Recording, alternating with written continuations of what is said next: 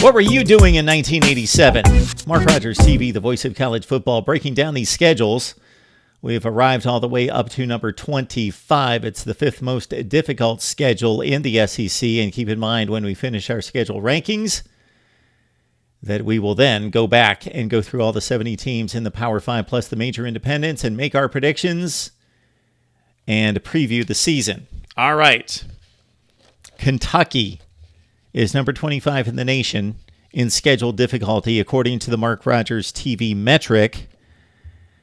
They play Florida. That's the one on the schedule that's marked and circled and highlighted at Gainesville, September 8th. Kentucky has not defeated Florida, and they play every year. They've not defeated Florida since 1987, 32 consecutive seasons in which Kentucky has lost to Florida. Will this be the year? Even when Florida's not as good as Kentucky, which isn't very often, as you would guess, that last season, I know they were 4-7 and Kentucky was 7-6, but they were comparable. And Kentucky found another way to lose inexplicably at home in the Commonwealth against Florida. Interesting to note there. So leave me a comment in the comments section and let me know what you were doing in 1987. Let's get to the Kentucky schedule. In addition to the Florida game, they, of course, have to take on the SEC Eastern Division. And what's key to these teams, besides Georgia, as it stands right now, is are you going to win the games against the other teams that are like-seeded, like-tiered on your same level? And for Kentucky, that is definitely South Carolina, definitely Missouri, to a lesser extent, Vandy. They should beat Vandy. They got to beat Vandy, and Tennessee's in that realm as well.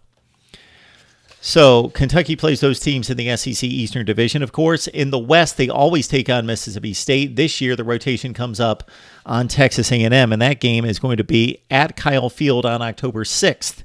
And that concludes the most difficult stretch for the Wildcats this season, which begins September 22nd against the aforementioned Mississippi State Bulldogs. Mississippi State, South Carolina, and Texas A&M, 3 consecutive weeks for Kentucky would be the most difficult stretch that they have to face. Now, the key stretch for Kentucky would be after the open date in taking on Vandy, Mizzou, Georgia, and Tennessee for the next 4 weeks.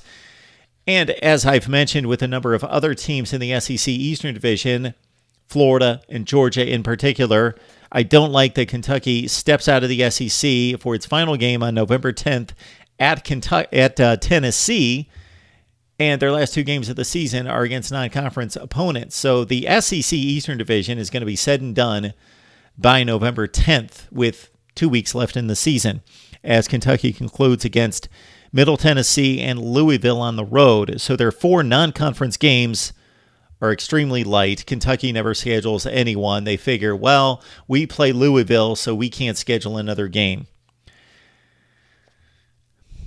We are at a point now with this scheduling that there are enough teams in college football stepping up to the plate and scheduling a second Power 5 opponent that everybody needs to do this. Schedule 2 Power 5s, or if you don't schedule 2 Power 5s, the second game has to be against an elite group of 5, Boise State, Houston, somebody like that. Otherwise, schedule somebody. For Kentucky, it's Central Michigan in Week 1, Murray State in Week 3, and to conclude the season, Middle Tennessee and Louisville on the road.